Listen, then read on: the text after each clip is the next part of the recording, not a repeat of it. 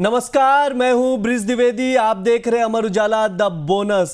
आज के इस खास शो एमएसएमई डायरी में हम जीएसटी रिफॉर्म पर बातचीत करेंगे, विस्तार से समझेंगे।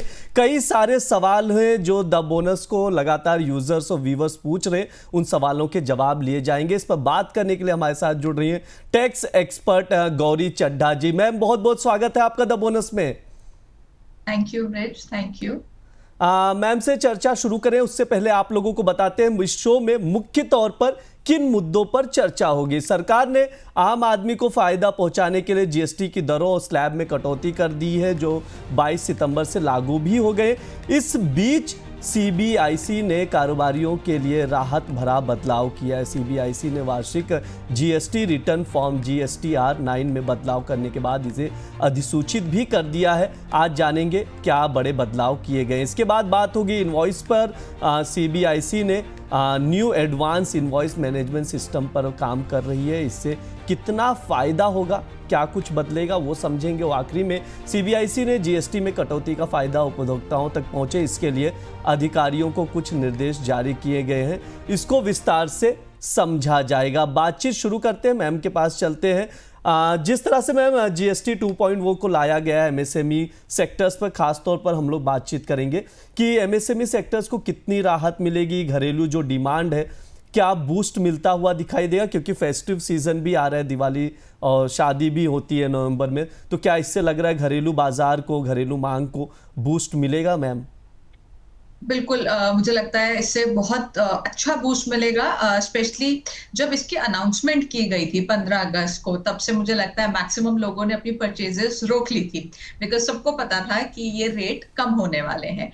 अब जब ये रेट्स कम हुए हैं, स्पेशली पहले नवरात्रे के दिन ये कम हुए हैं, जब ज्यादातर लोग अपनी शॉपिंग शुरू करते हैं। शादी की शॉपिंग अक्सर पहले नवरात्रे में शुरू करी जाती है। नवरात्रों में लोग खुल के शॉपिंग करते हैं, दिवाली के लिए भी, शादी के लिए भी।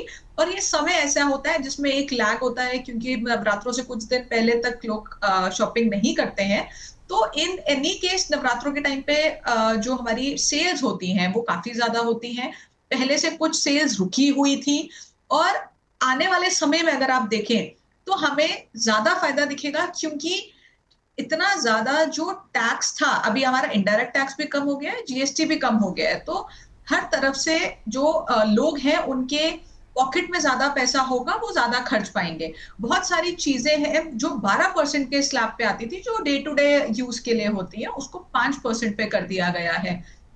लोग उसकी कंजम्पशन शायद ज्यादा कर पाएंगे या फ्रीली कर पाएंगे। और ये भी कह सकते हैं कि जो अगर उसकी कंजम्पशन हम ये माने कि उतने की उतनी रहेगी, क्योंकि वो डे टू डे यूज की चीज थी, और वो 12% पे हो या 5% पे हो, हम खरीदते थे, तो जो आपको प्राइस डिफरेंस है, वो जो आपकी बचत है, वो आप किसी और चीज में निवेश आप उसमें खर्चा कर पाएंगे। चाहे आप 18% स्लैब जो अब हमारा है, या उसके ऊपर, या जैसे भी आपका सिन गुड्स है जिसपे बहुत ज्यादा टैक्स हो गया है, तो वहां पे आप इसमें खर्चा कर पाएंगे। तो डेफिनेटली बहुत ज्यादा राहत मिलेगी। हालांकि अभी के हिसाब से अगर एस्टिमेट्स देखें तो रेट कट के बाद 48,000 करोड़ का रेवेन्यू लॉस सरकार को हो सकता है, ये सरकार का अनुमान है। लेकिन मेरा मानना ये है कि ये शॉर्ट टर्म लॉस है, शॉर्ट और लॉन्ग टर्म गेन होगा, क्योंकि जब डिमांड बढ़ेगी, लोग ज्यादा खर्चेंगे, तो रेवेन्यू कलेक्शन अल्टीमेटली इंक्रीज होगा। शुरू में जब अभी अभी ये कटौती की गई है, डेफिनेटली रेवेन्यू लॉस हो सकता है। आने वाले समय में अगले साल तक हम इसका एक अलग तरह से इंपैक्ट देख सकते हैं, जहां पे हमारा रेवेन्यू कलेक्शन जीएसटी को लेके ज्यादा होगा। जी मैम, क्योंकि सरकार के सामने ये चैलेंज तो बना हुआ ही है, क्योंकि बार बार इस चीज़ का जिक्र भी किया जाता है। कई एक्सपर्ट्स भी कह रहे थे कि रेवेन्यू लॉस को कैसे रिकवर किया गया। जैसा आपने बताया, काफ़ी इससे भी हेल्प मिलेगी, लोगों को जानकारी भी मिलेगी, क्योंकि जो भी हम कोई भी शोज कर रहे थे तो जीएसटी को लेकर ये सवाल हर एक शख्स पूछ रहा था। मैम, एक चीज़ और समझना चाहूँगा, जिम, सैलॉन, रेस्टोरेंट, ये सब अगर देखें तो जीएसटी इनपुट टैक्स क्रेडिट पहले इसके साथ पहले 18% था, अब उसको घटाकर विदाउट इनपुट टैक्स क्रेडिट के साथ 5% कर दिया गया। इसे आप कैसे देख रहे हैं? देखिए, ये एक चैलेंज है इन सेक्टर्स को जहां जहां पे हमें 5% का रेट कर दिया गया है, जो पहले 18% में होता था with input tax credit. Restaurants को तो पहले ही 5% पे कर दिया था, अब जिम्स को, सलोन्स को, इन सबको भी 5% पे कर दिया विदाउट क्रेडिट। ये एक थोड़ा सा चैलेंजिंग एरिया मुझे लगता है। उसका रीजन ये है कि कई जिम ऐसे होते हैं या सलोन्स ऐसे होते हैं या रेस्टोरेंट्स ऐसे होते हैं जो रेंटेड अकोमोडेशन पे रन कर रहे होते हैं, जो काफी रेंट दे रहे होते हैं अपनी कमर्शियल प्रॉपर्टी पे, और उस पर 18% जीएसटी वो देते हैं।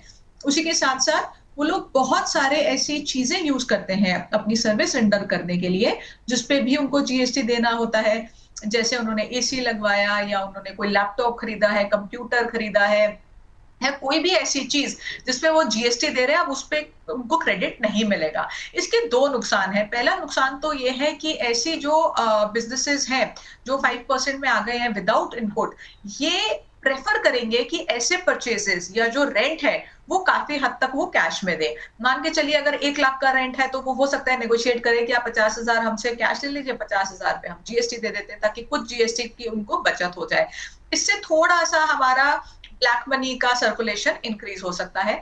दूसरा कंसर्न मेरा ये है कि जब आप इनपुट नहीं देते हैं किसी भी सर्विस के लिए, उसमें एक चैलेंज ये आता है कि जो जीएसटी का सोल पर्पस था वो था सीमलेस क्रेडिट पास ऑन होना, यानी कि शुरू से लेके एंड तक जो जीएसटी की चेन है वो चलती रहेगी और एंड में जो बेनिफिट है वो कंज्यूमर को दिया जाएगा। लेकिन यहाँ पे वो चेन टूट रही है, क्योंकि जीएसटी का जो रेट है वो 5% है, लेकिन उस पर कोई इनपुट नहीं मिल रहा है। और जब वैट, सर्विस टैक्स और तरह तरह के इनडायरेक्ट टैक्स पहले हुआ करते थे, उनमें यही एक प्रॉब्लम थी जिसको हम कैस्केडिंग इफेक्ट बोलते हैं, जिसकी वजह से जीएसटी लाया गया था, जिससे वो कैस्केडिंग इफेक्ट जीएसटी में खत्म हो रहा था। अब अगर धीरे धीरे करके हम ज्यादा इंडस्ट्रीज में ये करेंगे, जैसे हमने रेस्टोरेंट से शुरू किया, अब हम जिम, सैलून्स और कुछ हद तक छोटे छोटे होटल्स पे पहुंच गए हैं, उस केस में, और इंश्योरेंस में भी अगर आप देखें तो इंश्योरेंस सेक्टर में भी जहां पे नील जीएसटी है, वहां पे हमें प्रोपोर्शनेट डिसअलाउंस करनी पड़ेगी, हम क्रेडिट नहीं ले पाएंगे। तो कहीं ना कहीं ब्लॉकेज ऑफ क्रेडिट होगी। हालांकि नील जीएसटी के मैं पक्ष में हूं और कुछ हद तक 5% जीएसटी के पक्ष में भी हूं, लेकिन इसका एक चैलेंज जो इसके साथ आता है उसको देखना भी बहुत जरूरी है।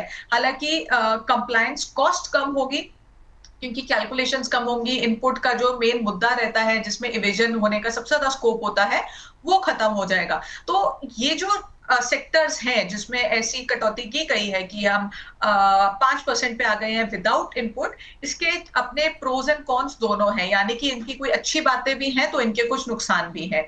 ओवरऑल समय आने पे हमें पता लगेगा कि सरकार की कलेक्शन इससे कितनी बड़ी है, कंप्लायंस कॉस्ट कितनी कम हुई है। जी बिल्कुल, ये आईटीसी पर जो ओवरऑल मैम बता रहे हैं उसको आप लोग नज़र में रख सकते हैं। मैम, जीएसटी रिटर्न पर भी बातचीत कर लेते हैं। जीएसटी R9 फॉर्म के रिटर्न में कुछ बड़े बदलाव किए गए हैं कारोबारियों को लिए, इसके लिए किस तरह से आप देखते हैं, और साथ ही ये भी समझाइए ये कितना आसान या फिर मुश्किल हो गया है नए सिस्टम में रिटर्न की प्रक्रिया, किस तरह से आप देख रहे हैं ओवरऑल इस बदलाव को, और क्या कुछ बदला है वो भी थोड़ा सा दर्शकों को समझाइएगा मैम। दो फॉर्म्स होते हैं, एक जीएसटीआर 9, एक जीएसटीआर 9C, जो बड़े कारोबारियों को भरना होता है। जीएसटीआर 9 उनको भरना होता है जिनका टर्नओवर 2 करोड़ से ज्यादा है, और जीएसटीआर 9C उनको भरना होता है जिनका टर्नओवर 5 करोड़ से ज्यादा है। इससे कम टर्नओवर वाले जीएसटीआर 9 भर सकते हैं अगर वो भरना चाहें। उस केस में जीएसटीआर 9 लोग भरते हैं जहां पे पूरे साल में उनकी कोई दिक्कत हुई है और वो उसको करेक्ट करना चाहते हैं उस फॉर्म में, तो वो बहुत इजीली जीएसटीआर 9 में करेक्ट कर सकते हैं। अब जीएसटीआर 9 इतना कॉम्प्लिकेटेड फॉर्म है कि लोगों के लिए वो भरना बहुत आसान नहीं होता है, और बहुत सारी कैलकुलेशंस होती हैं और बहुत सारी रिकंसिलेशंस होती हैं, उसके बाद जाके जीएसटीआर 9 और 9C भरा जाता है। जीएसटीआर 9 की अगर हम बात करें तो इसमें काफी सारे चेंजेस करे गए हैं, मेनली जीएसटी इनपुट को लेके। हालांकि और भी चेंजेस हैं, बट जीएसटी इनपुट सबसे बड़ा मुद्दा है जीएसटीआर 9 में, जिसमें आपको बहुत डिटेल्ड इंफॉर्मेशन देनी है।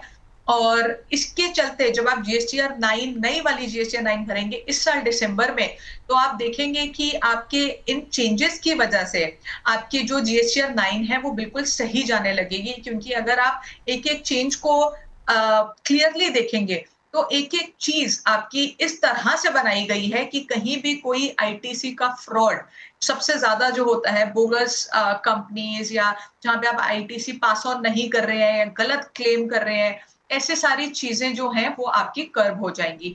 तो जीएसटीआर 9 डेफिनिटली इस तरह से अब ड्राफ्ट की गई है कि आप जब इसको भरेंगे, आपको अपनी रिकन्सिलिएशन में भी फ़ायदा होगा और सरकार को इस तरह से फ़ायदा होगा कि आप टैक्स की चोरी नहीं कर पाएँगे। जी बिल्कुल, जिस तरह से मैम बता रहे हैं तमाम चीज़ों आप लोग उस पर नज़र बनाकर चल सकते हैं, क्योंकि ये रिफॉर्म किए गए, बदलाव किए गए, जो सेक्टर्स हैं उनको राहत मिले, आम लोगों को भी राहत मिले, जो इंडस्ट्री से जुड़े लोग हैं उनको राहत मिले, इस वजह से इसमें कुछ बदलाव करके गए हैं। मैम एक चीज़ और समझना चाहूँगा, जो इनवॉइस की दिक्कतें आ रही थी, न्यू एडवांस इनवॉइस मैनेजमेंट पर अब काम किया जा रहा है, तो क्योंकि हम लोग बहुत सारे यहाँ पर विसंगतियाँ देखें कि जो टैक्स पेयर्स हैं उसको ऑटोमेटिकली जो जनरेट होते थे नोटिस, उसको रोक लगाने की कुछ तैयारियाँ किए जा रही हैं। इससे क्या फ़ायदा मिलेगा मैम, कैसे देख रहे हैं इसको? देखिए, इसका भी जो मेन एम है, वो यही है कि जितने लोग बिज़नेस करते हैं, वो टैक्स की चोरी ना कर पाएँ। टैक्स की चोरी 2 तरीके से हो सकती है। पहली ये कि आपने इनपुट ज़्यादा या गलत क्लेम कर लिया या फेक क्लेम कर लिया, जो मैक्सिमम केसेज़ में होता है। और दूसरा, जहाँ पे आपने आउटपुट नहीं पे किया। तो अब इस नए सिस्टम के तहत अगर आप देखेंगे, तो इसमें बहुत सारे चेंजेस किए जाएँगे, जिसमें आपको अपने पोर्टल पे ही आपको डेबिट और क्रेडिट दिखेगा और इसी के साथ-साथ जब आप एक्सेप्ट करेंगे कोई भी इनवॉइस, मान लीजिए आपने मेरे से कुछ सामान खरीदा और मैंने आपको इनपुट पास ऑन किया है, तो आपकी रिटर्न में आपको अपने पोर्टल पे दिखेगा कि मैंने आपको क्रेडिट दिया है। अब जब वो क्रेडिट आपको मिलेगा तो आप उसको रिजेक्ट कर सकते हैं या आप उसको एक्सेप्ट कर सकते हैं।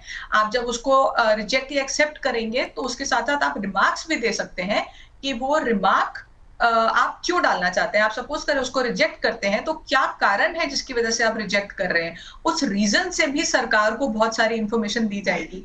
और इसी के साथ-साथ जब ये इम्प्लीमेंट होगा सिस्टम, तो जो बहुत सारे नोटिसेज़ हैं जो मिसमैच के नोटिसेज़ आते हैं, बहुत जल्दी-जल्दी अगर जीएसटी के नोटिसेज़ आते हैं और ये आप समझिए कि जीएसटी के नोटिस आना मतलब हैरेसमेंट, क्योंकि हम्म। जीएसटी डिपार्टमेंट जाके नोटिस से डील करना, क्योंकि जीएसटी में सब कुछ फेस टू फेस है, बहुत मुश्किल है। तो इसके चलते इस सिस्टम के बाद 2 लाख तक नोटिसेज़ जो इश्यू होते हैं वो कम हो जाएँगे, क्योंकि मिसमैच के नोटिस आने बंद हो जाएँगे।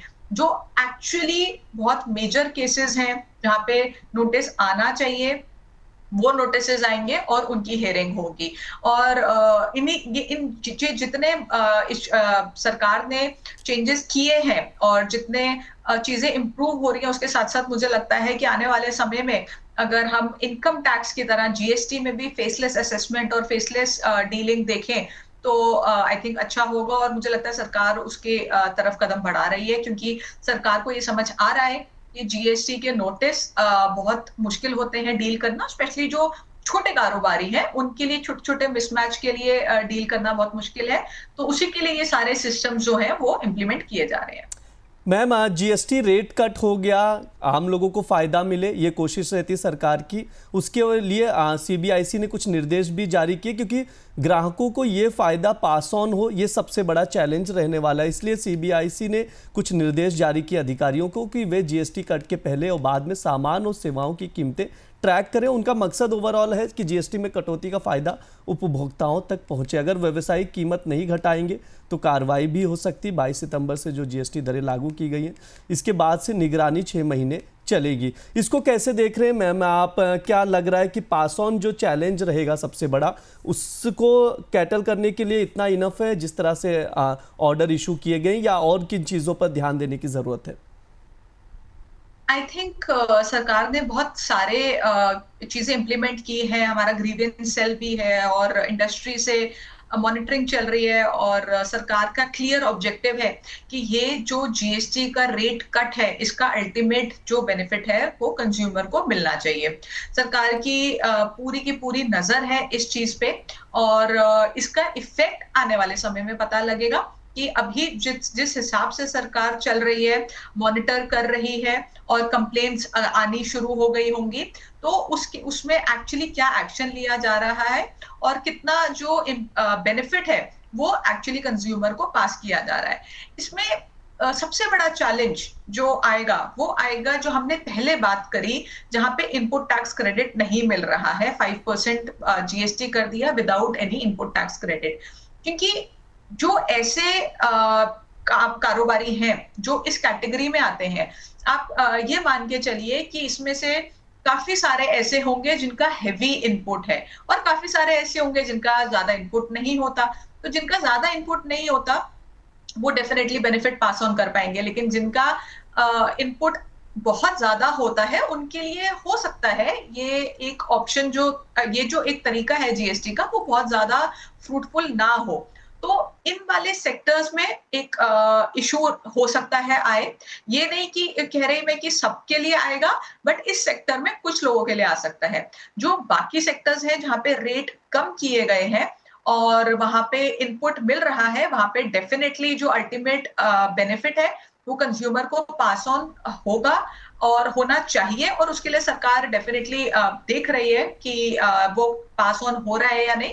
लेकिन आने वाले समय में जैसे मैंने कहा इसकी एक बेटर पिक्चर दिखेगी कि कहाँ चूक हो रही है और उस पर फिर एक्शन लिया जाएगा। जी बिल्कुल, उपभोक्ताओं को इसका लाभ मिल सके ये बहुत ज़्यादा ज़रूरी है। इसके अलावा मैम एक चीज़ और देख रहे थे, स्लैब रेट्स को 2 कर दिया गया, पहले 4 था। इसको लेकर लगातार डिस्प्यूट भी होते थे कि इतने ज़्यादा स्लैब रेट्स नहीं है, उसको कम किया जाना चाहिए, वैसा ही सरकार ने भी किया। तो क्या लग रहा है मैम, अब समाधान हो गया स्लैब रेट को लेकर?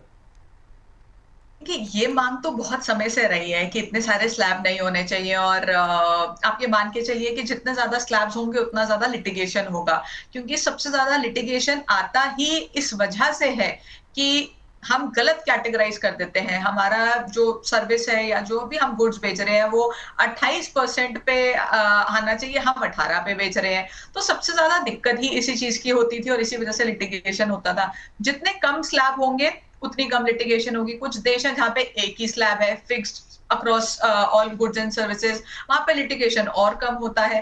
लेकिन हाँ, हमारा देश ऐसा अभी अफोर्ड नहीं कर सकता कि एक ही स्लैब रखे, तो मेरा मानना है अभी के लिए दो स्लैब ठीक है।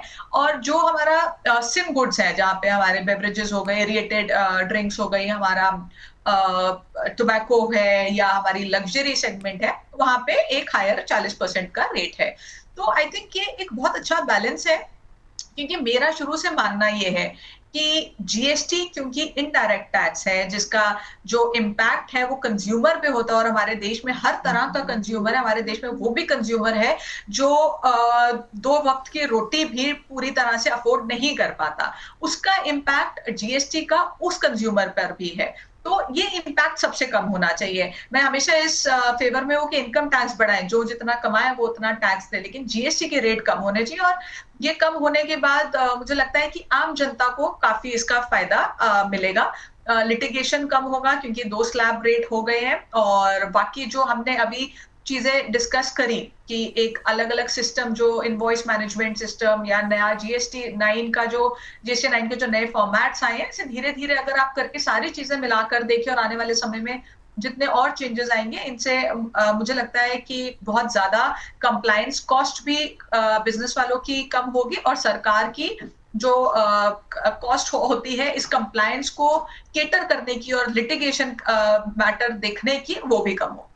मैम, होटल इंडस्ट्रीज़ के लिए थोड़ी सी राहत नहीं दिख रही, क्योंकि हम लोग जब शोज़ कर रहे थे तो कुछ होटल इंडस्ट्रीज एसोसिएशन की ओर से भी आए हुए लोग थे, एक्सपर्ट्स थे, उनका कहना था ये कि उनके लिए सबसे बड़े चैलेंज ये है कि जो 5% जीएसटी लगा दिया गया है होटल कमरों पर, उसके साथ आईटीसी का लाभ नहीं मिलेगा। तो इसको आप कैसे देख रहे हैं, क्योंकि इसके खिलाफ वो लगातार बोल रहे हैं, इस चीज़ को कैसे देखते हैं आप? एग्जैक्टली जो मैंने शुरू में कहा, जैसे आप जिम की बात करें, सलोन्स की करें, रेस्टोरेंट का पहले से था, अभी भी वही है, वहीं एक होटल इंडस्ट्री भी एक कैटेगरी में 7,500 से कम अगर उनका टैरिफ है तो वो भी 5% में आ गए। होटल इंडस्ट्री इसीलिए खुश नहीं है क्योंकि जितने ज्यादा होटल्स हम अगर मैक्सिमम देखें, तो जो ऐसे वाले होटल्स होते हैं जिनका जो टैरिफ है वो 7,500 से कम है, या तो वो किसी रेंटेड जगह पे चला रहे होते हैं, और अगर रेंटेड पे नहीं चला रहे तो भी उनका इनपुट कॉस्ट बहुत ज्यादा होता है। जैसे मैंने आपको एग्जांपल दिया, अगर होटल है, हर कमरे में एक एसी जरूर होगा, हम्म। और उनके पास लैपटॉप्स भी होंगे, उनके पास बहुत सारी ऐसी चीजें होंगी, उनके पास बहुत सारी ऐसी सर्विसेज वो ले रहे होंगे जिसपे वो जीएसटी दे रहे होंगे। फॉर एग्जांपल, और उनका फाइलिंग कोई सीए करता होगा, ऑडिट उनका कोई सीए करता होगा, सीए को भी फीस जाती होगी, उस पर भी जीएसटी देते होंगे। कोई मार्केटिंग के लिए उन्होंने टीम रखी होगी, वो मार्केटिंग वाला जो इनवॉइस रेज करता होगा उसके ऊपर भी जीएसटी लेता होगा। तरह तरह के खर्चे एक होटल को करने होते हैं अपना होटल अच्छे से चलाने के लिए। आप ये मान के चलिए कि जितने खर्चे होटल कर रहा है, उस पे वो जितना जीएसटी पे कर रहा है, वो सारा का सारा जीएसटी वेस्ट हो रहा है। इसीलिए मैंने पहले कहा कि इस 5% विदाउट इनपुट वाले सिस्टम से कुछ लोग खुश होंगे, कुछ नहीं खुश होंगे, क्योंकि कुछ लोगों के लिए जेन्युइनली ये बेनिफिशियल नहीं है। और इन्हीं केसेस के लिए मैं कह रही हूँ कि एक्चुअली बेनिफिट पास ऑन कितना हो पाएगा, और हो सकता है ना हो पाए, या हो सकता है रेट ही बढ़ जाए, क्योंकि इनपुट कॉस्ट शुरू शुरू में हो सकता है साल, अगर अभी आपने होटल शुरू किया 2-3 साल, हो सकता है आपका इनपुट कॉस्ट बहुत ज्यादा हो। एग्जैक्टली। तो ये थोड़ा सा एक चैलेंज इस केस में है, जो मैंने पहले ही कंसर्न रेज किया आपके साथ। जी बिल्कुल, ये एक चैलेंजिंग रहेगा क्योंकि होटल एसोसिएशन की ओर से भी इस मुद्दे को बहुत जोर तौर पे उठाया गया था। एक चीज़ और समझना चाहेंगे मैम, टैरिफ वॉर भी आप देख ही रहे हैं, भारत अमेरिका के बीच तनाव भी रहा है, डेड इकोनॉमी तक ट्रंप ने कह दिया है। तरह तरह के तनाव लगातार हम लोग देख रहे हैं, बढ़ते जा रहे हैं। चाइना को भी टारगेट किया जा रहा है ट्रंप की ओर से, भारत को भी।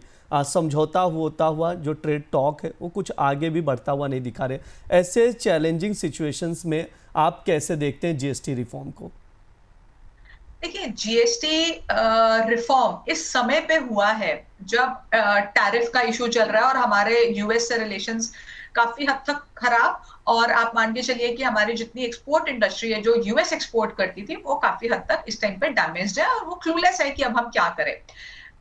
इस समय पे जब हमारे देश में जीएसटी का रेट कम हो रहा है, तो हमारे जो देश के लोग हैं, हमारे जो रेजिडेंट्स हैं, वो अब फोकस करेंगे यहाँ पे मैन्युफैक्चर करना और यहीं पे सेल करना।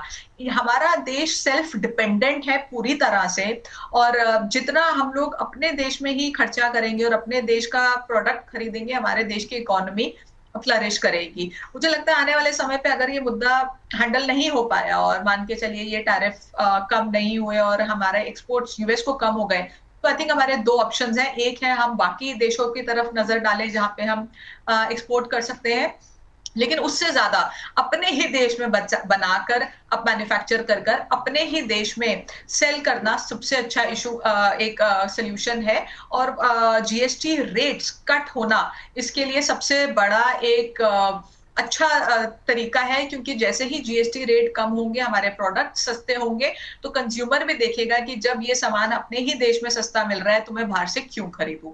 तो आई थिंक ये बहुत परफेक्ट टाइमिंग रही है जीएसटी रेट कट के लिए। मैम एक और सवाल रहा है, लगातार मुद्दा भी रहा है कि कपड़े और जूते जो है 2500 के ऊपर अगर हैं कीमतें, तो उस पर जीएसटी की बात की गई। इसे आप कैसे देखते हैं? क्योंकि कहा जा रहा है कि आमतौर पर कोई भी अगर थोड़ा सा भी ब्रांड में देखेंगे या थोड़ा सा अच्छा क्लोथ्स या फुटवेयर देखोगे तो आप कीमतें 2500 के ऊपर जाती हैं। तो आपको लगता नहीं मैम इसमें भी राहत दी जानी चाहिए थी? देखिए, हालांकि मैं ये मानती हूँ कि अगर रेट ना इतना बढ़ता तो अच्छी बात है, बट ऑप्शन नहीं थी, क्योंकि हमारा 12% का स्लैब तो खत्म हो गया, रेट खत्म हो गया।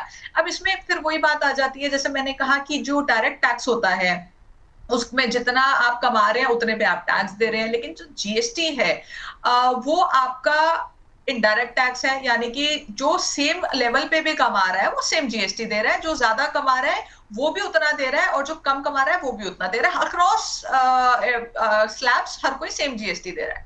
अब आप ये मान के चलिए कि जो 2500 का जूता या कपड़ा खरीद सकता है, वो ठीक ठाक कमा रहा होगा तभी 2500 का खरीद सकता है। हमारे देश में जहां इतनी ज्यादा गरीबी है, वहां पे 2500 का कपड़ा और 2500 का जूता खरीदना इतना आम भी नहीं है। तो 2500 के ऊपर अगर आप दे रहे हैं ज्यादा टैक्स, तो मुझे नहीं लगता कि ये दिक्कत होनी चाहिए। ऑल्दो कम होता बहुत अच्छी बात है, नहीं हुआ तो भी अगर आप इस एंगल से सोचें कि आप कमा रहे हैं तो आप इतना जीएसटी दे रहे हैं, और जो नहीं कमा रहा वो फिर सस्ता प्रोडक्ट भी खरीद रहा है, तो आई थिंक बहुत बड़ा इशू इस बात का नहीं होना चाहिए। मैम एक आखिरी सवाल लेंगे आपसे जिसका जवाब चाहेंगे। हम लोग देख रहे हैं इंडिया जो है तेज़ी से बढ़ती हुई अर्थव्यवस्था है इसकी, इंडियन इकोनॉमी बहुत बूस्ट भी करता हुआ दिखाई दे रहा है। जो वर्ल्ड लेवल पे देखें तो इसके ग्रोथ काफ़ी इंक्रीज़ होते हुए दिखाई दे रही है, जो तमाम रिपोर्ट्स बता रही है। मैम जीएसटी रिफॉर्म से इंडियन इकोनॉमी को कितना फ़ायदा मिलेगा? मेरा मानना ये है कि जीएसटी और इनकम टैक्स दोनों में कटौती हुई है। ये पहला साल हमारा चल रहा है जहां पे हमारे 12 लाख तक की इनकम पे कोई टैक्स नहीं है। बहुत सारे लोग हैं जो 12 लाख से कम कमाते हैं, उनको कोई टैक्स नहीं देना है। और साथ ही साथ जीएसटी के रेट्स में भी कटौती हुई है। मैक्सिमम जो डे टू डे एसेंशियल्स हैं वो बहुत कम, या तो 0% या 5% पे आ गए हैं। तो इससे हमारे जो बाइंग कैपेसिटी है, हमारे हाथ में पैसा ज्यादा आएगा जो हम खर्च पाएंगे। हमारे हाथ में जो पैसा बचेगा उसको हम खर्चेंगे। फिर जब हमने वो पैसा खर्चा तो हमने इंडिया में ही खर्चा, इंडिया में ही रेवेन्यू जनरेट हुआ और आगे ऐसे ही ये चेन हमारी चलती रहेगी। अभी के अनुमान के हिसाब से जो सरकार ने कहा 48,000 करोड़ का रेवेन्यू लॉस हो सकता है, लेकिन अगले साल में जब हम इनकम टैक्स का बेनिफिट और जीएसटी का बेनिफिट एक साथ देखेंगे और कंजम्पशन देखेंगे, क्योंकि अभी आप देखिए दिवाली का समय आ रहा है, नवरात्रे शुरू हो चुके हैं, जोर शोर से लोग शॉपिंग कर रहे हैं। इतनी गाड़ियां नवरात्रे के पहले दिन बिक चुकी हैं।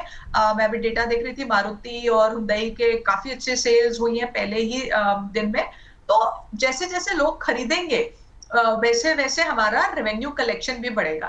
कुछ इकोनॉमिस्ट एक थ्योरी में बिलीव करते हैं जिसको लाफर कर्व थ्योरी बोलते हैं, जिसमें ये माना जाता है कि जितना आप टैक्स कम करेंगे उतना सरकार का रेवेन्यू बढ़ेगा। तो उस थ्योरी के हिसाब से ऐसा हो सकता है आने वाले समय में, चाहे वो 6 महीने बाद हो या वो 1 साल बाद, हमारा जो रेवेन्यू कलेक्शन है वो और इंक्रीज हो। जी बिल्कुल। तमाम जो चीज़ें थी जीएसटी से जुड़ी हुई, चाहे इकोनॉमिक की बूस्ट की बातचीत हो, चाहे ट्रम्प टैरिफ की बात हो, उसका इम्पैक्ट पड़ रहा हो, उससे कैसे निजात पाया जाए इसकी बातचीत हो, इवन रिटर्न फाइल करने के जो तमाम चीज़ें थी, रुकावट थी, उसको कैसे सिंप्लीफाई किया जाए उसकी बातचीत हो। जैसा कि मैम ने बताया, तमाम चीज़ें एक एक करके बताई गई। जो आप लोग सवाल पूछते हैं अक्सर द बोनस पे अलग अलग शोज़ के दौरान, वो सवाल भी लिए गए, उस पर भी मैम से जवाब लिया गया। बहुत बहुत शुक्रिया मैम, आज की चर्चा में जुड़ने के लिए। इतना विस्तार से आपने बातचीत की, इतनी जानकारियाँ दी, बहुत बहुत धन्यवाद। Thank you. ये हमारा एमएसएमई डायरी शो है। इस दौरान हम लोग इस टॉपिक पे अभी जो हमने बातचीत की, जीएसटी रिफॉर्म पर चर्चा की। तमाम फैक्टर्स हैं जो अलग अलग कैटेगरीज वाइज है, सेक्टर वाइज है, चाहे फुटवेयर इंडस्ट्री हो, उनके अलग अलग चैलेंजेस हैं, उस पर हमने बात की कि जीएसटी रिफॉर्म से उन्हें कैसे फ़ायदा मिलेगा। इसके अलावा रिटर्न की बार बार बात हो रही थी, GSTR-9 जो फॉर्म है उस पर क्या कुछ बदलाव किए गए हैं, जीएसटी नोटिस को लेकर कैसे सिस्टम बदला जा रहा है, न्यू एडवांस सिस्टम कैसे बनाया जा रहा है, उस पर बातचीत की गई। ओवरऑल जीएसटी को एमएसएमई से जोड़कर जितनी भी चीज़ें हैं, जो उद्योगी उद्यमी जो हैं उनको फ़ायदा पहुँचे, उस ज़्यादा से ज़्यादा इन चीज़ों को समझ विकसित हो, उस पर हमने बात की, चर्चा की। तो ये वीडियो आप लोग ज़रूर देखिएगा, वीडियो को शेयर भी कीजिएगा और द बोनस के साथ आप लोग लगातार बने रहें, चैनल को सब्सक्राइब करें। धन्यवाद।